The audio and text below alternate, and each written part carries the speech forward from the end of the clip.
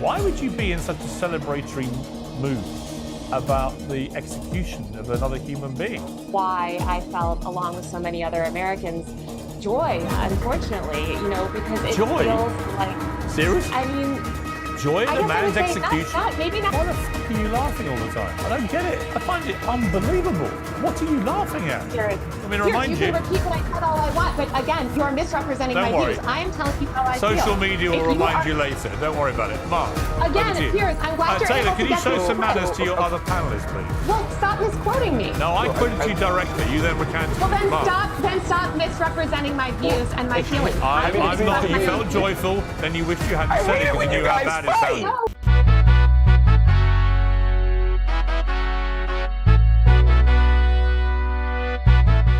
What is up, guys? TYSON DELACRUZ here. Thank you so much for rocking with me. I'm not sure what's going on with Taylor Lorenz. She's an American journalist. She was on Piers Morgan, and she said that she felt joy after the United Healthcare CEO, Brian Thompson. She said that she felt joy.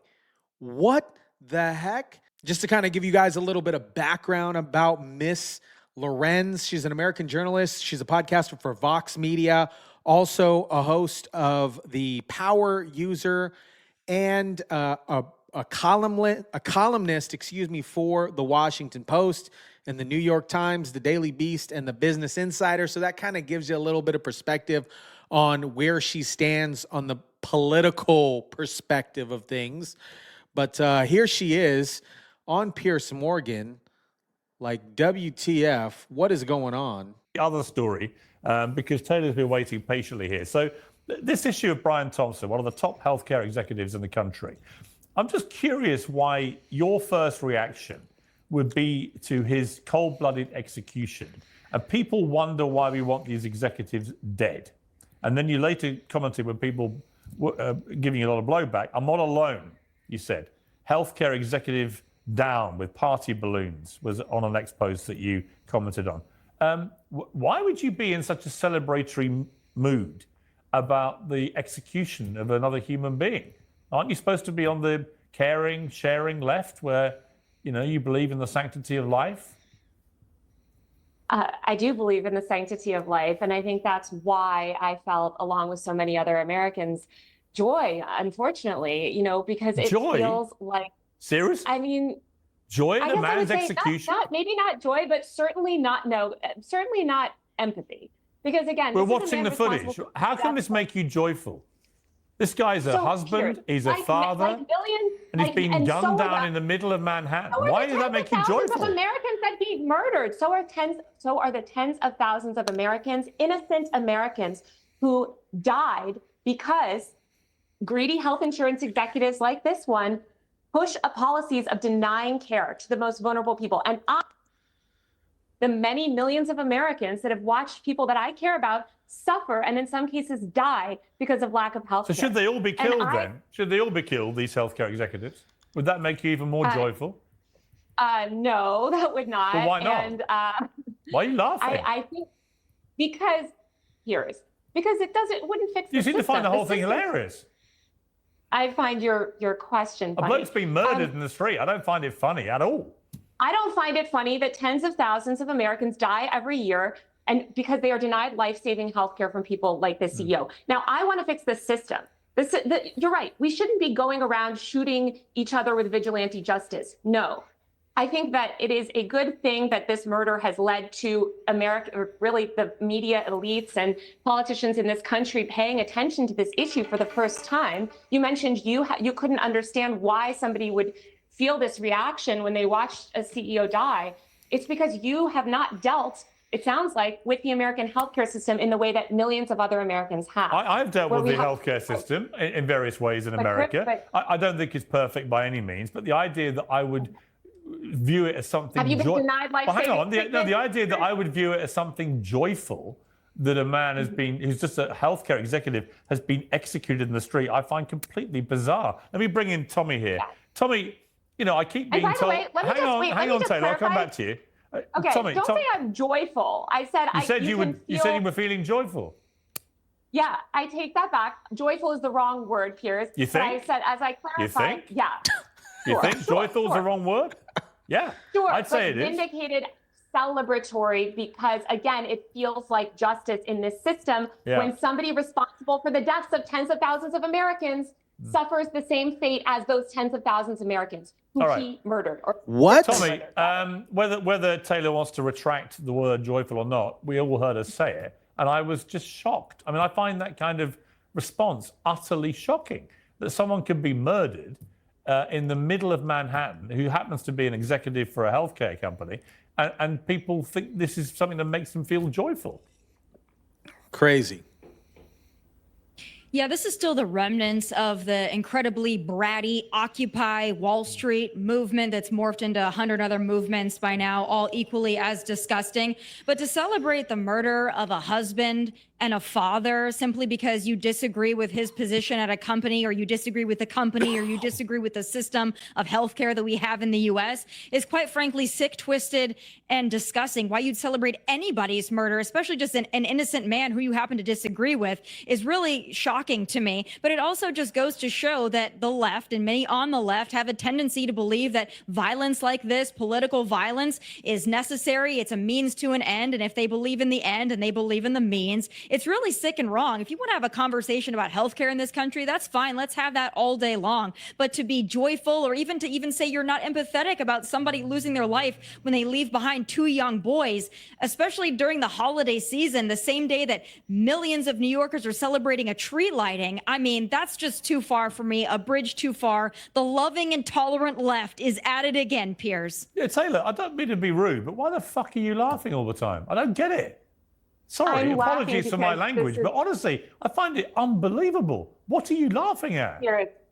I am laughing at Tommy's insane mischaracterization of why people are angry. It has nothing to do with Occupy Wall Street. This is a feeling that people feel across the left and the right. You mentioned Ben Shapiro earlier in his video about the healthcare exec. I encourage people to check the comment section on that video, okay? 100% of America is united on this, or rather the majority of America is united on this. We do not think that this healthcare system that is murdering, again, thousands of innocent Americans, who, by the way, Tommy, also have families, also have children. These people are being killed by our barbaric and evil for-profit healthcare system. And I agree, we should not necessarily go around shooting people in the street. And while I am joyful that this issue has been brought to attention, did you hear that, Piers? Not necessarily.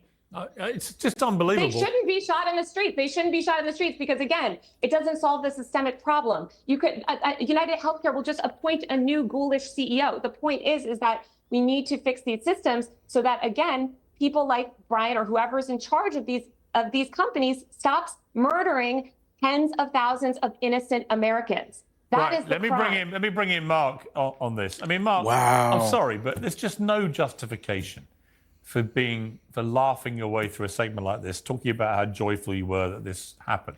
Is there? Again, I'm not joyful that it happened. Sorry, Taylor, I'm asking Mark, not you. Well, then stop. I heard you. You said it. You may have recanted it, but unfortunately, no, I'm clarifying it because unfortunately, again, as you know, this show keeps receipts. We all know what we saw, and we all know what we heard. I'm not denying that I said it, but I'm denying that your interpretation of it, which is an insane. I know what joyful means. It fills you with joy. I'm joyful that people are paying attention to this issue. No, you were joyful that he got murdered. That's what you said. Wow. Then you realized what you said. Then you realized what you said. Yeah, exactly. Yeah. And I'm clarifying it for you. And you thought, that's going to make things even worse for me. Mark, let me bring you in. Just to be clear, things are great for me because, again, I am on the side of the rest of America, which believes that this for-profit healthcare system. Actually, you're not, because most Americans do not think they felt joy in that moment. It's you. No, because, again, I didn't feel joy in that moment. I felt joy that people are paying attention to this issue. You told me you did. Again, you're misinterpreting. No, I tell you what, just to clarify. Do you want me to play it again? Do you want me to remind you? Stop misrepresenting my views. Do you want me to remind you what you said? Do you want me to remind you? You can repeat what I said all I want, but again, you're misrepresenting my views. I am telling you how I feel. Social media will remind you later. Don't worry about it. Mark, again, Piers, I'm glad you're Taylor, able can to you get show some manners to your other panelists, please? Mark. Well, stop misquoting me. No, I quoted you directly. You then recanted it. Mark.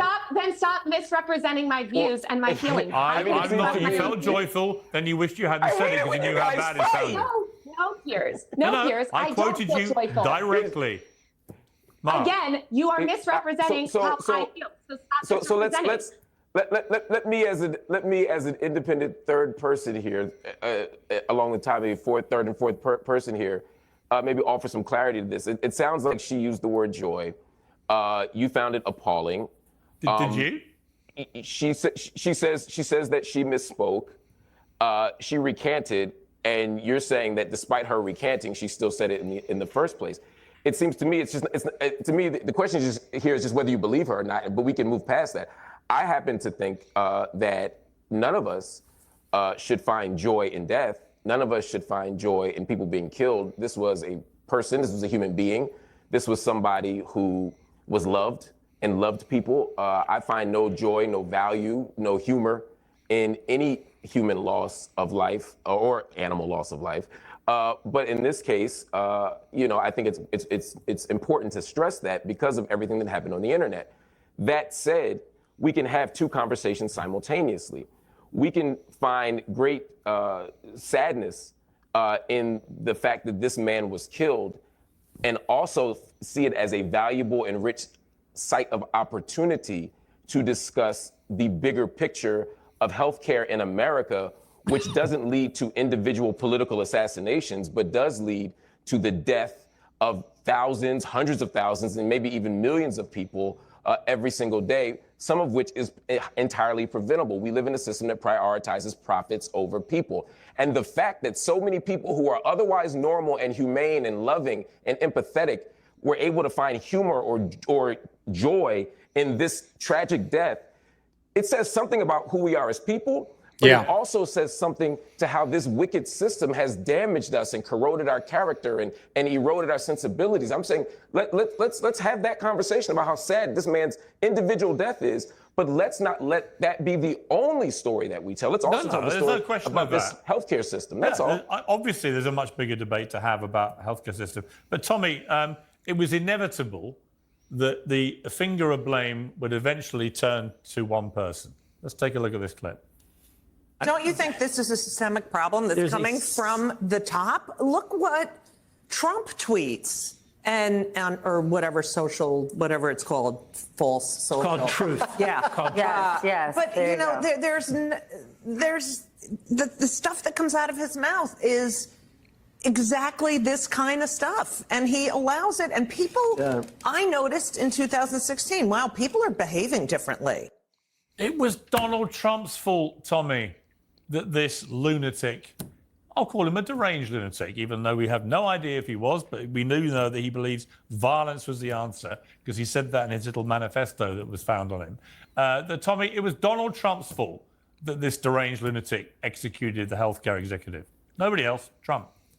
That got heated pretty quick. Things got escalated.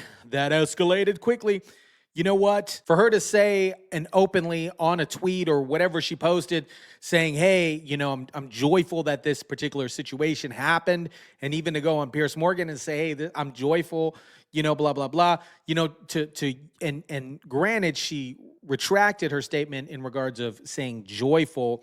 Playing devil's advocate here, I understand her perspective, right?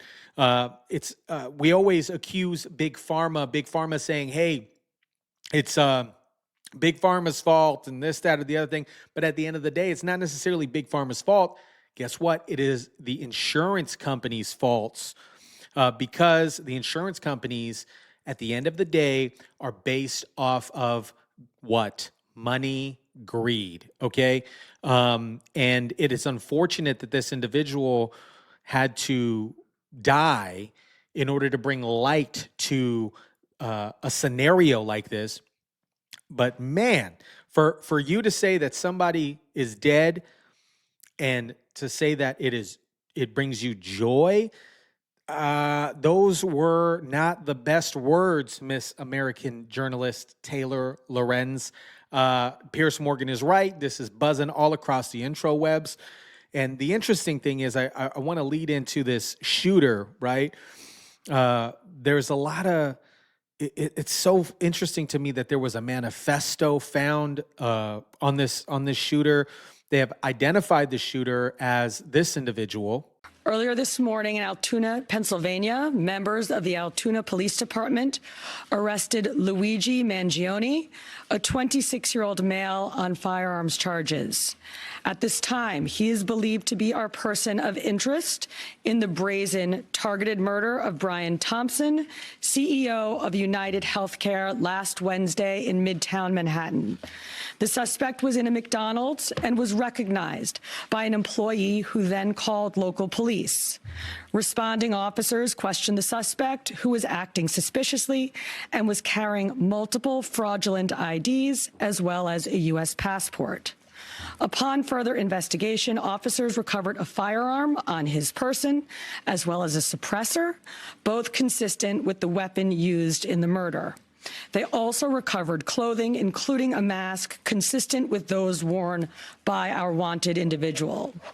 Also recovered was a fraudulent New Jersey ID, matching the ID our suspect used to check into his New York City hostel before the shooting incident. Additionally, officers recovered a handwritten document that speaks to both his motivation and mindset.